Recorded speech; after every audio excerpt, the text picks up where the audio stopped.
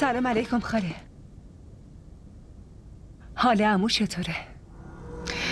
مومنه تو خیلی دختر هیله‌گری هستی ها. 4 روز اومدی و تونستی آرامش کل خونه ای ما رو به هم بزنی. کی اینا رو بهت یاد میده؟ اومدی منو علیه پسرم کردی. بعد از اون مجبورم کردی که از شوهرم طلاق بگیرم. با این صورت مظلوم چطور میتونی همچین کارایی رو انجام بدی؟ آره؟ خاله شما چرا این حرفا رو میزنی؟ خدا نکنه آرامش خونتون به هم بخوره. با وجود بودن تو توی این خونه دعات هیچ وقت قبول نمیشه، چون یا تو توی این خونه میمونی یا من میمونم. من که تصمیممو گرفتم. حالا تو باید تصمیم بگیری که کی اول بره.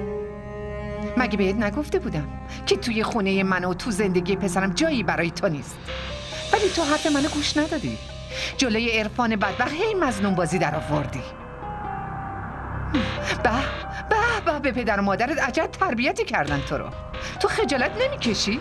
من تو کل زندگیم آدمای بیشرم زیادی رو از نزدیک دیدم، ولی تو یه جور دیگه بیشرم و حیا هستی. خاله شما چرا دارین این حرفا رو میزنی؟ من فقط حال عمو رو ازتون پرسیدم. جالبه. یعنی دیگه الان تو باید به من بگی که کی باید چه حرفی رو بزنم؟ خاله لطفاً چرا نمیتونین منو ببخشین؟ مگه چیزی گذاشتی که من ببخشمت؟ بگو. پسر منو علیه خودم کردی، واسه این ببخشمت؟ شوهرم هم مجبور شده که بره طلاقم بده، واسه این تو رو ببخشم؟ چقدر پر روی آخه.